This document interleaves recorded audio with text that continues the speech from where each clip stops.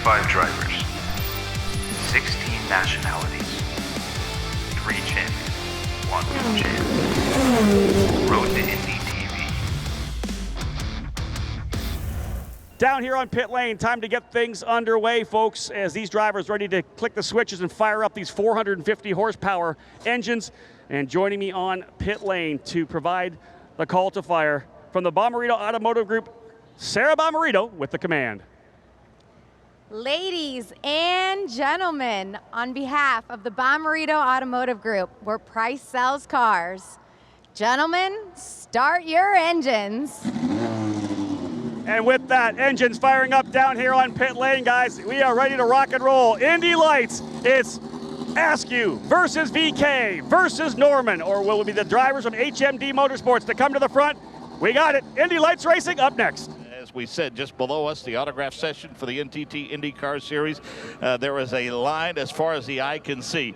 It's a tricky part of the racetrack, Nick. May see if they can do it 2 groove through 3 and 4. We see them a little more comfortable with that through 1 and 2, but going back a year ago reminds us of that spirited battle between Ryan Norman and Colton Herta. He reeled him in over the last 20 laps or so and made that pass to get his first career win. We hope a similar fate unfolds for a driver here today. We're happy to be with you to call all 75 laps. So what does it feel like in the cockpit behind the wheel of one of these Indy Lights machines here at Worldwide Technology Raceway? We asked our points leader, Oliver Askew, to guide us around a lap here in St. Louis. Well, it's not like many other ovals, so turn 1 and 2 are tight, and turn 3 and 4 are wide open. So we're flat out in 3 and 4, and there's we're not completely off the gas in 1 and 2, but it's a pretty good lift, sometimes even a drag of the brake. And in the race, it's going to be very important to have a car that runs in dirty air well. So it's very easy to have too much understeer and then have to lift in 3 and 4, where that'll hurt you trying to get a run into 1, where most of the passes are going to happen. All right, so we are set to go racing, about to get the 1 to go. Let's do a quick check with our pit reporters, Michael Young, on a gorgeous day here in the St. Louis area. We talked about yesterday compared to today, and indeed, the track temperature a lot hotter, Nick. It was 104 yesterday when they qualified, 120 right now. The only difference, or I said the only thing that's the same, is the ambient temperature is about the same. 80, 81 degrees right now, and that's what they qualified in yesterday. But the track temperature, a lot different than they had yesterday afternoon. How about Rob Howden? Yeah, you know what, guys? Here's what I'm saying. We're going to see a battle between Oliver Askew and Rinus VK. We know it, but my dark horse right now, keep an eye on Toby Sauer. They had a little miscue in their qualifying run, a little miscue in practice. They think they have that dialed in. I think Toby Sauer is going to the front in the HMD Motorsports machine. Yep, we've talked about it throughout the course of the weekend, the kind of shake-up and reorganization of that team with HMD Motorsports. We'll see if those 2 cars, Malukas and Sauer, can come to the front. The field of 8 making their way through turns 3 and 4, getting set to see the green flag for 75 laps here for the Indy Lights Series presented by Cooper Tires. There are just 5 races remaining. 1, 2 in the points on the front row. They'll accelerate and see the green flag. Rinus VK to the outside, Oliver Askew to the inside. Here comes Malukas, Mark Janes. He took a pop to the outside, but they go side by side through turns 1 and 2. Front 2 stay side by side in the exit at turn number 2. It's a drag race between the pole sitter Oliver Askew and Rinus VK. It stays side by side into turn number 3. A couple of cars trying to shoehorn their way in behind them. Finally, it starts to sort out a little bit at the exit of turn number 4. It's Rinus VK who grabs the top spot. Oliver Askew's car washed up just a bit through turns 3 and 4, and now he's got his hands full as David Malukas takes a look to the inside. Malukas has to jump out of the throttle. Meanwhile, they are side by side for the 5th position, Mark. That yellow car of Toby Sauer on the bottom with Dalton Kellett to his outside. Kellett's going to finish that pass at the exit of turn number 2. Slid down what banking there is to get a pretty nice run. He's going to pick up the 4th position. Thought he was. Now he has to lift a little bit as the car loosens to the bottom of the racetrack. Meanwhile, Rinus VK leads off of turn number 4. At the complete lap number 2, it's VK, Askew, and Malukas. Then Ryan Norman in 4th.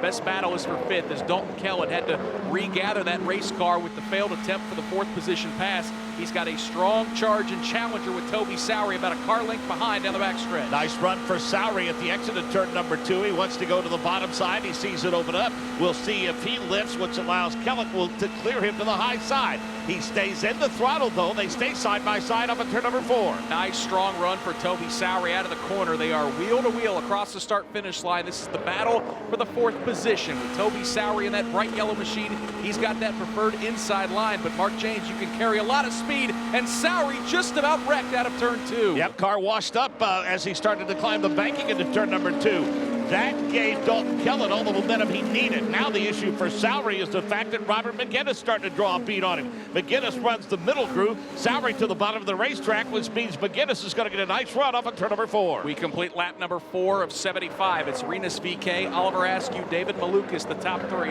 Then Ryan Norman, the winner here a year ago, was in 4th. Dalton Kellett is 5th. Then it's Sowery trying to hold off McGinnis for the 6th position with Lucas Cole in 8th. And Kyle Kirkwood, you just got to look at the replay. It is awful hard to run the bottom, and nobody found out quite like Toby Sowery there. Yeah, you know, he pushed in there pretty hard, and the gap started to close up, and he put a little bit too much wheel, went sideways right there, as you can see, and he had to back out of it. He couldn't keep in it, but right now he's going around the outside. It looks of McGinnis, or McGinnis probably tried to get in there down the inside of him, and he couldn't get it done. Yeah, we know Toby Sowery has a good race car. He's been awful strong in the practice sessions. And Mark, he's kind of rubber banding back and forth between Dalton Kellett, just a couple car lengths behind. But Robert McGinnis is right there threatening. It's 3-car battle for the 5th position. Yeah, McGinnis made a pretty good run into turn number 1 and had to lift when his car loosened up to the bottom. Sowery has gathered it back in. It is all over Dalton Kellett now into turn number 1. It stays about a 3-car length advantage now. Sowery really starts to close as Dalton Kellett's car washes up a little bit in the exit of 2. Sowery's going to take a look to the inside. He'll get his right front tire right alongside the left rear of Dalton Kellett. And those two will race side by side into turn at number 3. Sowery's car looks absolutely planted through turns 3 and 4, and as a result, he'll make that pass. Up front, it is still Rinus VK. Dalton Kellett, though, is not done, Mark Janes. He'll jump right back to the outside as they go side by side again through turn 1. Washed up a little bit. He lifted a little bit, then tucked right in behind Toby Sowery. While these two dice it up, that's allowed Robert McGinnis to start to pull up a little bit. Kellett now takes a peek to the high side into turn number 3. Can't hold the position, though, or can't gain the position. He'll tuck right in behind Toby Sowery at the exit of turn 4. Rinus VK's lead over Oliver Askew is 1.1 seconds. It is a good battle for 3rd between Malukas and Norman as they're separated by just a few car lengths, but the best battle on the racetrack continues to be for 5th as Toby Sowery's car wiggles just a bit at the exit of turn number 2. Mark, that's going to open the door. Dalton Kellett charges to the bottom of the racetrack. McGinnis would like to catch that twosome, but he can't seem to do it. These two have been hooked up, trading positions for the last couple of laps. For now, it belongs to Toby Sowery off of turn number 4. Kellett is content to just tuck right in behind him now. We'll see, though, if Sowery goes to the bottom of the racetrack. Nope, Kellett's going to try the bottom this time by. Kyle, how much trust do you have to have in your fellow drivers to run lap after lap after lap, separated by just a handful of inches like these drivers are? A lot in that kind of situation right there. Toby's car is stepping on him, so every time he gets down to the bottom of the racetrack, he's almost getting into Kellett, and Kellett can see that. That's why he opened up a couple times and gave Sowery some room. But, you know, he's fighting, and right now it looks like a pass. McGinnis is trying to get down Kellett now, and he's going to be down the inside, and he has to back out of that. That's a really close race right there. Wow. You could slide a credit card, maybe a sheet of paper, as we've got smoke. Mark Janes out of turn number 2. Toby Sowery, the rear end of the car, stepped out on him as he was coming down the banking at the exit of turn number 2. He spun to the inside. Not sure if he made any contact. You'll have to determine that for the replay. Don't think he did, Nick, because he's back underway. Not quite the full song. We assume he'll hit back to pit road, but caution on the course off of turn number 2, the car of Toby Sowery. Yep, the caution flies on lap number 10 of 75, and it was a 1-car incident involving Toby Sowery. The damage appears to be minimal, if anything. I don't think he hit anything out of turn number 2, but Kyle, you saw that coming. I mean, you said the car was stepping on him, and sure enough, it seemed like it was just a matter of time. You're getting your first look at the replay here out of turn 2. Well, that car was way gone for him at the exit. You know, that's a really common thing to happen with the Indy Lights cars. I know Ryan Norman last week in testing, he did that twice. And Sowery there, you could see the car stepping. I watched it when he was behind Kellett. Even when he's behind him, when you expect to have understeer, he was still stepping out. So that was, I mean, tall tale that the car was extremely loose, and you just can't push a car that is like that, and unfortunately ended up like that for him. And what a tense moment for the two drivers behind him. Robert McGinnis and Dalton Kellett were side by side, so you're already worried about you don't have enough racetrack to use up to avoid an accident, and you've got to watch for that spinning car. Good news, though, both of those drivers were able to make it through. So looks like Toby Sowery has brought that gap guard machine for the newly branded HMD Motorsports with Team Pelfrey to pit lane. They're certainly going to need a new set of Cooper tires, as he kicked up a ton of smoke at the exit of turn number 2 to bring out our first caution of the day. Again, it is Renus VK, your leader. Oliver Askew is second. David Malukas did a nice job settling into third. Ryan Norman was starting to run down Malukas. Thought that battle for third was going to get interesting. Norman runs in fourth. All eyes, of course, for most of this race have been on that battle for fifth that is now going to be claimed by Robert McGinnis. Dalton Kellett will settle into sixth. Lucas Cole seventh. And now Toby Sowery is eighth. And Michael Young, you're down there on pit lane watching the work being done on that bright yellow machine. Yeah, they have flat spotted all 4 tires. And I'll tell you what, this isn't an NTT IndyCar Series race, but holy smokes, they got all 4 of those Cooper tires changed before the field came back around. You've got to credit these HMD Motorsports guys. Did a heck of a job here on pit lane for a crew that's not used to doing that quick of a pit stop. Yeah, I mean, for folks that aren't, really familiar with the road to Indy, I mean, Kyle, whether it be an Indy Pro 2000 or up into Indy Lights, you guys don't do live pit stops, so that's a great job by that crew. It's a phenomenal job. They did not expect to do something like that, and obviously they prepare for the worst with a situation like that, just as my team does, and we practice pit stops, wing changes, things like that, and try and get it done under the amount of time it takes to do a full lap around whatever circuit we're at. And here it's about, under the caution, I think it's about a minute 20 seconds. So they're trying to get it done within that, with that allowed time. So the good news for Toby Sowery is he's going to stay on the lead lap. He's hustling his way down the back straightaway, and as the field makes their way out of turn 4, they are going to jump back out of the throttles, that we will get no start. So that's another big break for Toby Sowery, is now Kyle, he'll get a chance to tail the field. The pit stop, it was just a 4-tire change. Really not a whole lot they can do with that race car to help the ill handling nature that caused that spin, though. No, nope. And you know what? He's probably going to be a little bit nervous now, too, knowing that he almost just put it into the wall. So he's going to be a little bit more cautious than he was, especially when he gets out front.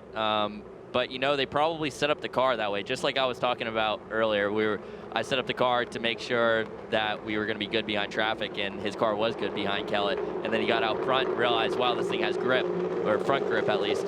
And that's what caused him to spin.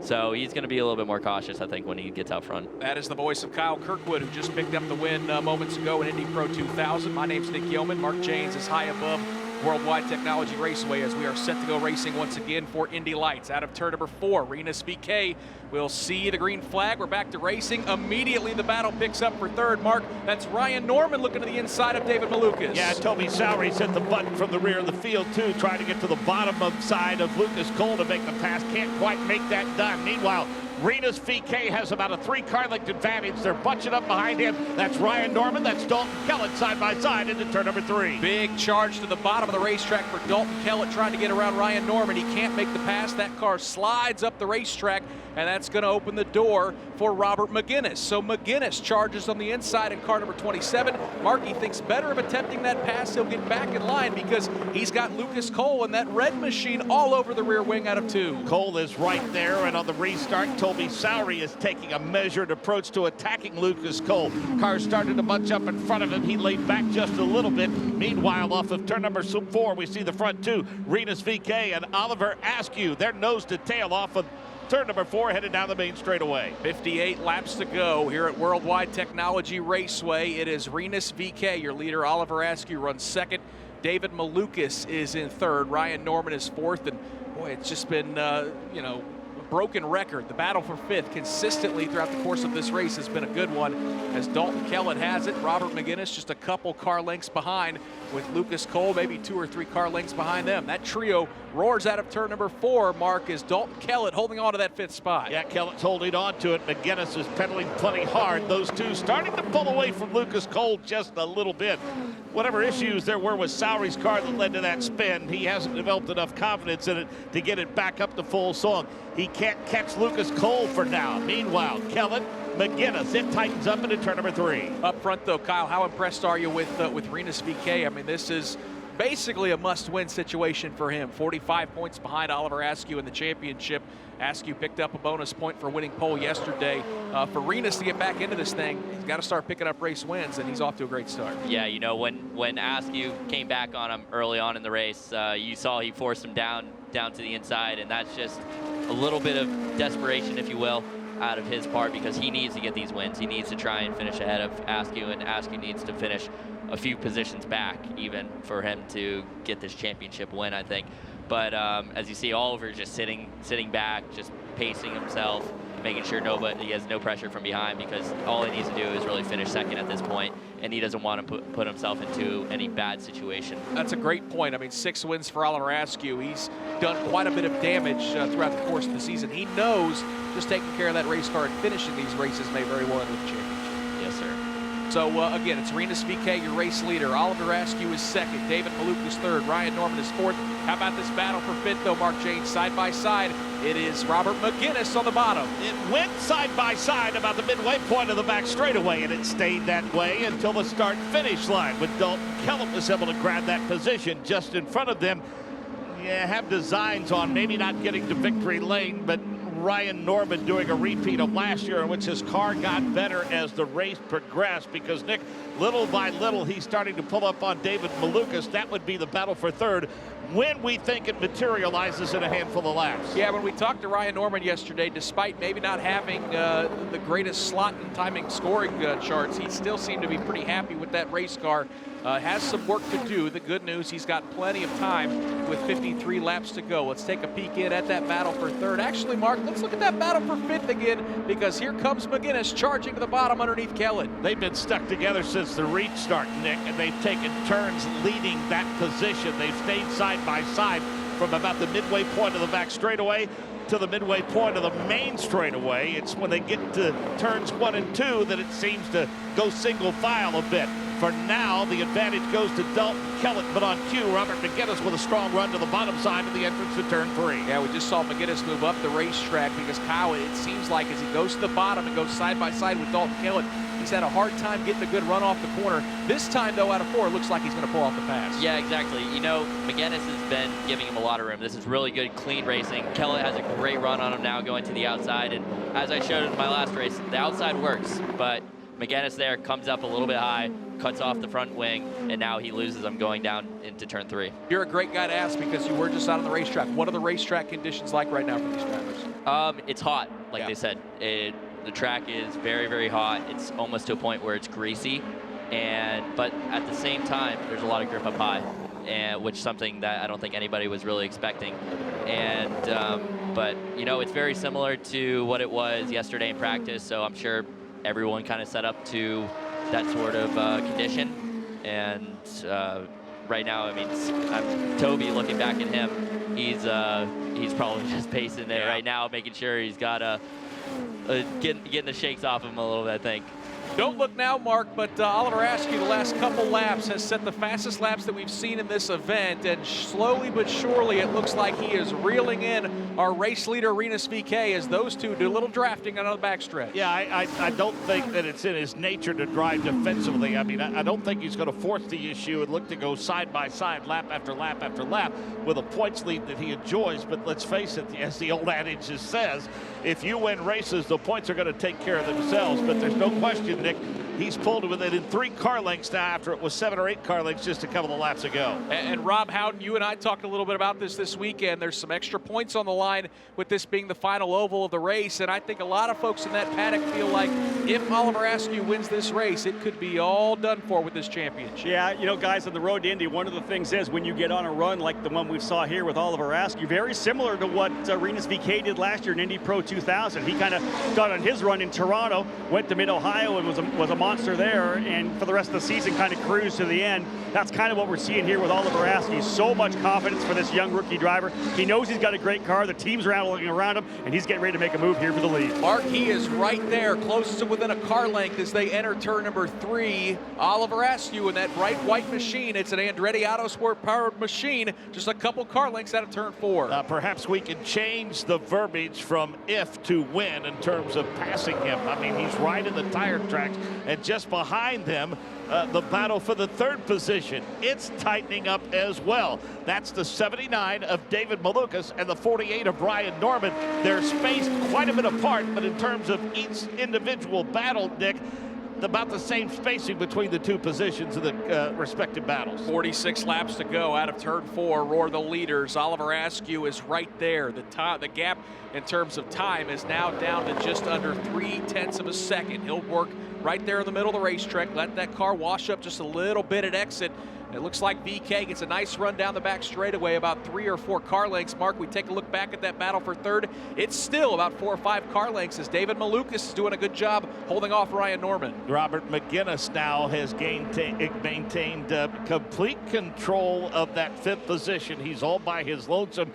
And now the concern just behind him for the 67 of Dalton Kellett becomes the 5 of Lucas Cole. Meanwhile, the leaders off of turn number 2. And Kyle Kirkwood, a big concern for Arenas VK is certainly that car in the rear view mirror, but you just saw what might be an even bigger concern out of the racetrack for Arenas. Yeah, as he came out of turn 2 there, you saw some black mark, and we just saw it here on the television that he did get into the wall, and I've been watching that for multiple laps. Arenas is getting very, very close to the walls, which the car looks very planted, but it's telling me that he's pushing as hard as he can because he knows Oliver is right there. And every time that Oliver pressures him, he goes a little bit wider in that sort of situation. He's within inches of the wall every single lap. And one time it was just a little bit too much, and he clipped the wall, which actually might create a camber or tow issue for him for the remainder of the race. I was going to say, it doesn't take much at a racetrack like this. A brush to the wall can completely ruin the handling of those race cars. Correct? Yep. So it is Arenas VK going to try to hold off for Oliver Askew, and he's going to have to do it for quite a while because we still have 42 laps remaining here at Worldwide Technology Raceway. This is the Indy Light Series presented by Cooper Tires on the Advanced Auto Parts IndyCar Radio Network. We are watching a good battle for the lead. Oliver Askew, our points leader. Mark Janes just about 2 or 3 car lengths as they roar through turns 3 and 4. Give V. Craig some credit. He might have gotten the wall, but that 21 machine still looks strong out of 4. Number of laps left. No reason for Oliver Askew to force the issue. He is content to fall right into the tire tracks. Runs about a half a groove higher now at the exit of turn number 2. Jumps right back into the tire tracks. Gets a really good run now at the entrance to turn 3. Oh, they are just doing some drafting down the back straightaway. You can tell Oliver Askew is really taking his time, methodically trying to look for that spot to get around Arenas VK. And when you're the points leader with a nice margin like he has, you've got a little luxury. You can be patient as they make their way through turns 1 and 2 with 41 laps to go. Here's how they run. It's VK, Askew, Malukas, the top 3. Ryan Norman is 4th. Robert McGinnis is 5th. Dalton Kellett runs in the 6th position. Lucas Cole is 7th, and Toby Sowery is 8th. Let's go back to pit lane and check in once again with Rob Howden. Yeah, Nick, a quick comment here on David Malukas as we continue to focus on this battle for the lead. I actually had David on the stage, the Cooper Tire stage earlier today for a Q&A, and we talked about that big wreck that he had in the Freedom 100. You know, we go back to May and that Carb Day race when he got into it with Chris Windham. Hard impact against the wall, big wreck for sure.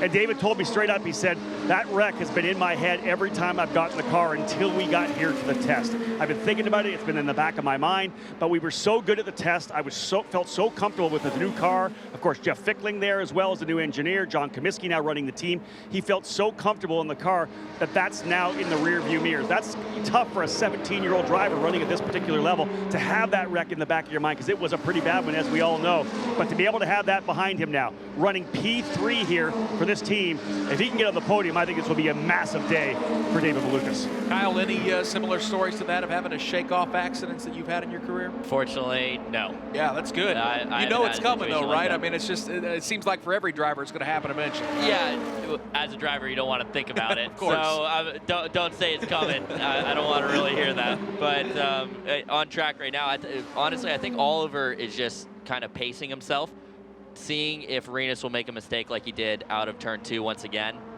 and hoping that he'll just destroy his tires, because we still have almost, what is that, 37 laps to go. 37 laps to go. So it's still a very long race. Oliver's going to sit there, I think, for at least a few more laps, not try and get too close to him to scorch his tires, but put enough pressure on Arenas to try and make him make a mistake and destroy his tires. Yeah, Mark, as those front 2 make their way down the back straightaway, it's almost been like magnets. No more than 4 car lengths separating those 2, and no less than about 2 throughout the course of this race. Yeah, I think Kyle put it best. I think Oliver Askew, for one, is in race pace right now, because that differential has stayed at about 3 car lengths. And again, I think there's no reason to get overly aggressive considering the points that are at stake here. I mean, you know, the nature is to want to win the race for sure, but I think in the grand scheme of things, the second spot on the podium would still allow him to pile up some points and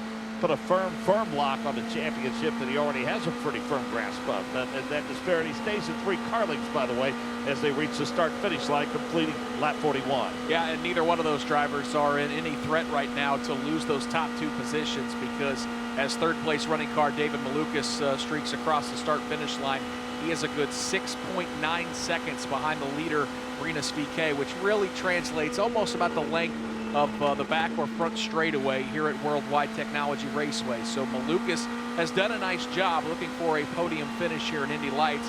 His lead over Ryan Norman in 4th is right at about 1 second. Then it is Robert McGinnis in 5th, who has done a nice job of pulling away from Dalton Kellett, who runs in 6th. Then you've got the Belardi Auto Racing driver of Lucas Cole, who runs in 7th, and then Toby Sowery, if you're just joining us, brought out the first caution of the day. He spun exiting turn at number 2, did not make contact, came to pit lane. They changed the Cooper tires on that machine, but clearly the handling just not right for the driver of that number 2 Gap Rich Energy HMD Motorsports machine. That driver from Cambridge, England, right now runs in the 8th position. 32 laps to go here at Worldwide Technology Raceway. We continue to watch the battle for the lead as Rinus VeeKay has about a 3/10 of a second lead over Oliver Askew, continuing to see when Askew might make a challenge and a bid for the lead. Kyle Kirkwood joins us here in the booth. Again, just picked up a big win at the Indy Pro 2000 race about an hour ago. You're 6 points back now of Rasmus Lindh. Let's talk a little bit about your championship, because you've been on quite a roll. And as we kind of make our way towards Laguna Seca at the end of the season, I can imagine you can see it. It's out there. You can taste that championship. It's there. It's there for us to take at the moment. Yeah, 6 of the last 7 races. Your PR guy, Rob Howden, there, letting you know, 6 of 7. I mean, that's quite a roll. That's what you're looking for, especially this time of the season, where you know you have to take your game to the next level. Yeah, and a day like today was very unexpected. We started dead last, and we're able to come through the field within 7 laps to get back out front, which is something like we talked about. It was completely unexpected. But that's kind of what momentum does for you. It creates opportunities that you don't foresee, I guess you can say. And which we might see something like that for Oliver here in this race right now. But for me, the championship is now so close that it's kind of both Rasmus and I's to lose, because we're right there neck and neck. It's going to come down to the final 2 races. Nobody's going to be able to check out, I don't think. And let's talk about what's on the line. If you're able to win that championship, what that means for your career in the road to Indy. It means everything for us, because I wouldn't be in Indy Pro 2000 if it wasn't for the Mazda scholarship, and Anderson is now taking over that scholarship, and they're going to provide the scholarship for next year for me to run Indy Lights if I win the championship, which covers the entire budget, and that is massive for us as a racing driver. And it is for Rinus here, who has the Mazda scholarship, sitting out front right now, and he wants to do the same so he can get into IndyCar next year, but it's not looking extremely well for him at the moment, but he's doing what he needs to do right now, just win races, and hopefully it'll pay off for him. Yep, you don't want to wish for bad luck for your opponent, but you're right. As long as you win races, a lot of times the points will take care of themselves. And of course, if Kyle can win that championship, we very likely will see him in the Indy Lights Series next year. And the cool thing about this Indy Lights Championship, Mark James, we've seen it time and time again. Indy Lights champions get that scholarship that takes them to IndyCar to run in the Indianapolis 500 and to select additional races. A lot of those drivers have turned that scholarship into a full-time effort, and you don't have to look any further to our IndyCar championship leader, Joseph Newgarden, as how this program has been awful successful. Yeah, and you know, the cool thing is, I mean, we could all look to that starting grid for tonight's race in the NTT IndyCar Series, and I think particularly pleasing now is that the number of drivers who have experience and have benefited from the road to Indy far outnumber the number of starters who don't. That's not to take anything away from those that are on the grid that did not come through that particular ladder system, but I think over the past 5 years in particular, it's picked up momentum and picked up steam and is even more significant. And if we can bring Rob Houghton in on this, Rob, as we've alluded to before, I think the thing that's even more impressive about this road to Indy is it goes all the way back now, a clear-cut path to it the first time a young man or young lady climbs into a kart. Yeah, no doubt about that. We were just at a big race in Indianapolis at Newcastle, the Superkarts USA Summer Nationals, and Johnny Baker from the series was out there talking to a lot of young kids, and that's what it's all about, guys. It comes right from karting. Drivers going into the Lucas Oil School of Racing, which is the official school of the road to Indy. You win that, you get a scholarship as well, and it's just simply all about starting in karting, going into your first level of cars, and jumping here into the road to Indy. And you can follow in the footsteps of guys like Oliver Askew, guys like Kyle Kirkwood, who were winners and champions in karting. As soon as they got in here, they just picked up where they left off in karting, and we're seeing them continue to win races. So much to learn here on the road to Indy, and guys like Oliver, guys like Kyle, really getting the job done. Let's go back down pit lane to Michael Young. Yeah, with the team manager for HMD Motorsports, John Comiskey. John, this team late in the season took me in. You guys have kind of reorganized, same group of fellas, but a very, very interesting move this late in the season. Tell us how this all came about. Well, the team needed to have a little bit more, I think, experience, so they came to me, and we talked about it at Mid-Ohio and came to an agreement. We brought in a couple of full-time people with some IndyCar and Indy Lights experience. So, yeah, things are moving in the right direction. It's kind of always difficult when it's, this late in the season, and we're trying to just make things run a little more efficient. So it's all good. So the remainder of the season, obviously we have a handful of races left. What is the future of this team then? Obviously full-time next year. Yeah, full-time next year. We've got 2 cars in all 3 ladders of the series now. So we're going to be looking to fill all 6 of those seats and just turn this into a proper organization. Great to see you aboard, and look forward to seeing you guys again next year. Yeah, thanks a lot. Appreciate it. John Comiskey, of course, he is a team manager for HMD Motorsports, guys. And while we were away, hey, Nick Yeoman, we had a pass for the lead. Yeah, I think we're all really excited to see what that change-up means for HMD Motorsports. But on the racetrack, our points leader, we saw him waiting, Kyle, lap after lap. He got closer and closer, and now Oliver Askew has taken over that top spot here at Worldwide Technology Raceway. You know, he was sitting there for a while, and that's what I was talking about. I was saying, I think he's just managing the gap, and then all of a sudden, for about 2 or 3 laps, he was on his gearbox going into turn 3 and going into turn 1, and I thought to myself as they're having the interview there, I was like, Oliver's now he's gonna make attempt for the lead. You saw him trying the high line, getting into some clean air, which he wasn't doing before. So, and it totally paid off for him. He was able to get around, I think it was the outside of him, going both through turn 1 and 2 and 3 and 4. And Mark, the amazing thing is now that he has completed that pass with just 19 laps to go, it seems like that Index Invest machine has set sail as Oliver Askew comes through turn 4. The beneficiary of what Kyle, I think, can reaffirm, Nick, is that clean air is the most precious of commodity. Once you get out front, you have the benefit of that clean air. It changes everything up at the handling of that race car. And to that point, he has already gained about a half a lap lead on the second place running car of Renus VK, who has led the lion's share of laps tonight. And Rob Houghton with that pass, that points lead now balloons up to 52 points. This young man, Oliver Askew, looking for another race win here at Indy Lights. And of course, he drives for a legend of the sport in Michael Andretti. The future looks just so very bright for that young man. I'll tell you this, there's never any questioning the competitive fire that burns at Andretti Autosport. When that pass was made, Michael Andretti, J.F. Thorman, Rob Edwards, Bob Stellerick, everybody down here fist pumping and just absolute joy to see him making that move around the outside to get that position, get that pass done. These guys want to win. They always want to win. They don't want to let go of their drivers, but they've developed such a dynasty here in the Indy Lights program, similar to what we saw in years past with Schmidt-Peterson Motorsports and how many races they won, the championships they won in Indy Lights. Andretti Autosport, just a dynasty right now, no doubt about it.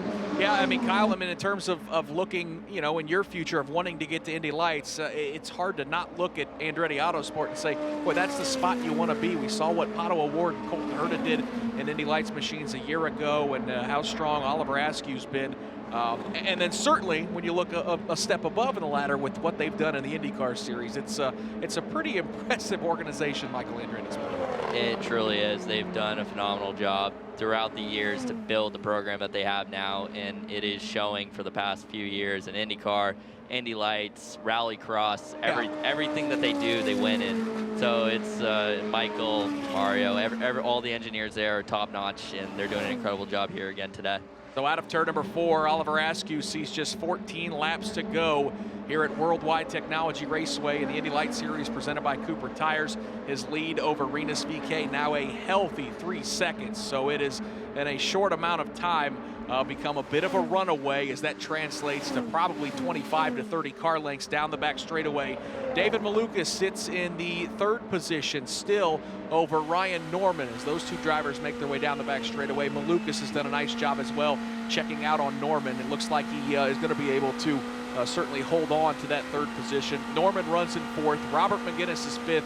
Dalton Kellett runs in the 6th position. Lucas Cole is 7th, and Toby Sowery is 8th. And Mark Janes, honestly, towards the rear of the field, that's probably the best battle on the racetrack as Kellett, Cole, and Sowery are all kind of together here with 12 laps to go. Yeah, Sowery had a fast race car until he spun off of turn number 2, went to pit road, got 4 Cooper tires put on that car after he flat spotted the others, and we really thought that he had an opportunity to work his way at the very least back into the top 5, but it has just not materialized for him. He's been stuck in 8th, but yeah, there's I think a workable gap between Lucas Cole and Toby Sowery in terms of tracking down the 67 of Dalton Kellett, although they've not made any move to do so for about the last 3 laps. And the good news, Kyle, with just 8 cars, as those 3 kind of stay bunched up there out of turn number 2, it looks like with 12 laps to go, I don't think Oliver Askew is going to have to deal with lap traffic at all. You're reading my mind with that. I was thinking about that just a few laps ago. That's the last thing you want to see as a leader, right? Is the cars behind him mixing it up. And Oliver had some issues behind Rinus, but as soon as he got out there, you see how much he's already checked out. So you don't want Rinus to try and get back into the mix, or even have something happen with the 3 drivers back there. If they get into a collision, you get collided, or you end up with them. That's the last thing you want to know about. And and Cole almost lost it into 1 there. They just about did have a collision down there in turns 1 and 2 as Lucas Cole took a really strong charge to the inside of Dalton Kellett. He had to catch it, and Mark Janes, that's allowed Toby Sowery there running in that last position, looking to get to 7th, about a couple car lengths across the start-finish line. Yeah, I won't say it was panic and he wasn't full lock by any stretch, but you could tell the rear end grip on that car completely went away, which provides a little breathing room for Dalton Kellett, but it does allow Toby Sowery to pull within 5 car lengths now at the entrance to turn 3. Yeah, those drivers snake their way down the back straightaway, looking for a little drafting room and to make some charges towards turns 1 and 3. Best opportunity, certainly in Indy Lights, is to get alongside down the back straightaway or front straightaway and try to clear someone into the corners. But right now, Dalton Kellett is keeping Lucas Cole at bay by about 5 or 6 car lengths, and then another 3 or 4 over Toby Sowery. And boy, Kyle Kirkwood, Oliver Askew, I would think, all right, 8 laps to go, maybe you're letting off and cruising, but he just set the fastest lap of the day, and it comes on lap 67 of this race. He wants that extra point. That's all I can say. I do a similar thing, but I always wait for the last couple laps or when my car feels best to try and get that fast lap, and it's what I did in that last race. And I pushed and was able to go about a 10th faster than when I was running, and Oliver might be doing the same there. I'm not really sure if he's just pushing, saying, see ya, bye everyone, which I imagine he might be doing. I'm not really sure. Yeah, these drivers are turning speeds just under 160 miles an hour. In fact, that fast lap that Oliver Askew just laid down, 159.624, and that lead just continues to grow. It's up to 6 solid seconds across the start-finish line. Just 6 laps to go. Askew resets the fast lap now at 159.882 miles per hour. Mark, yesterday he picked up his 7th pole position. Looks like he's going for race win number 7, as poor Rinus VeeKay has just not been able to stay with that 28 machine here in the closing laps. Yeah, I think the numbers are impressive, and it bears out a championship season, Nick. Race number 1 at Road America, he started 3rd and finished in the 5th position. You talked about win number 7, just as impressive. Outside of that 5th place finish, He's never been lower than third. So on the podium each and every weekend, except for race number 1 at Road America, in which he finished 5th. You're going to win a championship with a season like that. And if he's able to hold on here over the last 4 laps, it will be his 4th straight win, and perhaps even more impressive what he can do on the racetrack. A really polished young man off the racetrack as well. It's the type of guy you want to put in front of sponsors for a chance to go racing in the IndyCar Series. Oliver Askew, it has been an absolutely charmed season as he is looking for race win number 7. They continue to slug it out towards the rear of the field. They're about a half a straightaway ahead of our race leader. But again, Askew's lead is so big at 6.8 seconds that I don't think it's going to be an issue with those cars at the tail end of the pack. Out of turn number 4, 3 laps to go for Oliver Askew. He sails it off into turn number 1.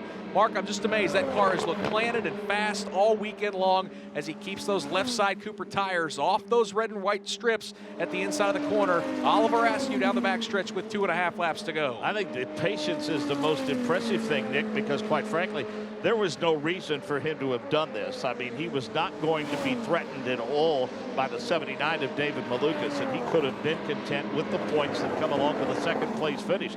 But I mean, he stayed on the pace and he kept up the pressure, and it eventually paid off, and he's going to go back to victory lane. This is a pretty impressive drive here this afternoon. Yeah, no doubt about it. 159.6968, the most recent lap for Oliver Askew, as he just continues to get faster and faster here at Worldwide Technology Raceway. Out of turn number 4, he will see the white flag. 1 lap to go for Oliver Askew, looking for his 7th win of this season. A lot of names being bannered about in terms of the silly season. The one they may have forgotten about is Oliver Askew.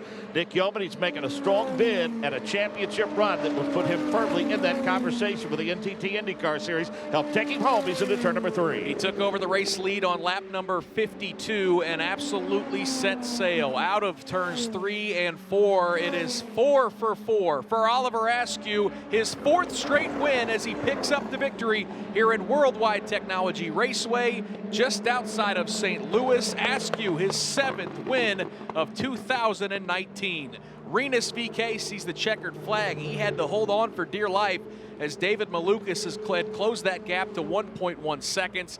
So VK picks up 2nd. David Malukas grabs the final step on the Indy Lights podium. Ryan Norman will not be able to go back-to-back here at the Gateway with a 4th place finish. Robert McGinnis finishes 5th. Dalton Kellett is 6th. He holds off Lucas Cole for 7th. And Toby Sowery is 8th. Kyle Kirkwood, once again, Oliver Askew gets to celebrate a victory. He's getting used to it, much like you are. This is what it's all about, racing and winning at lots of different racetracks. It's the beauty of what the Road to Indy offers. Yeah, you know, and Michael said he didn't need to do that. He really didn't need to do that for the points, and now he's 52 points ahead. But you know what? As a driver, I know how he feels. He doesn't want to lose to his competition. It doesn't really matter about the championship. You just want to get as many wins as possible, and with winning races, you'll win a championship. Hey, really appreciate you coming up here in the booth after a race victory. I know you're going to be a busy guy, and we wish you the best of luck for the rest of the Indy Pro 2000 Series. You and Rasmus Lind have put on quite a show, and ultimately, no matter who wins that championship, I think we want to see both of you in Indy Lights very soon. Congratulations again. Likewise. Thank you, Nick. All right, that's Kyle Kirkwood. Really appreciate him joining us in the booth. The top 3 represented by 3 different teams here in Indy Lights as Oliver Askew picks up the race win. Rinus VK, we just saw him hop out of that car for Juncos Racing as he comes home in 2nd. Certainly got to be a dejecting 2nd place finish as he continues to see Oliver Askew's points lead grow here in the Indy Lights Series presented by Cooper Tires. And again, a nice shout out to David Malukas, who will pick up his 2nd podium finish of the year. He had a 3rd place finish way early in the season at Circuit of the Americas in Austin, Texas, and now he will match that with a 3rd place finish. We also see Michael Andretti congratulating his driver in victory lane as Oliver Askew is there, getting set to pop off that helmet to celebrate a 7th win for 2019. Going to hear from the top 3 drivers here momentarily. Again, final rundown here from Worldwide Technology Raceway. Oliver Askew picks up his 7th win of the season, 4th straight here in this 2019 season, as he is absolutely on fire. Renus VK finishes 2nd. David Malukas comes home in 3rd. Ryan Norman 4th. Robert McGinnis is 5th. Dalton Kellett is 6th. Lucas Cole 7th. And Toby Sowery is 8th. Programming note, of course, you're looking forward to hearing the Bommarito Automotive Group 500 on the Advanced Auto Parts IndyCar Radio Network.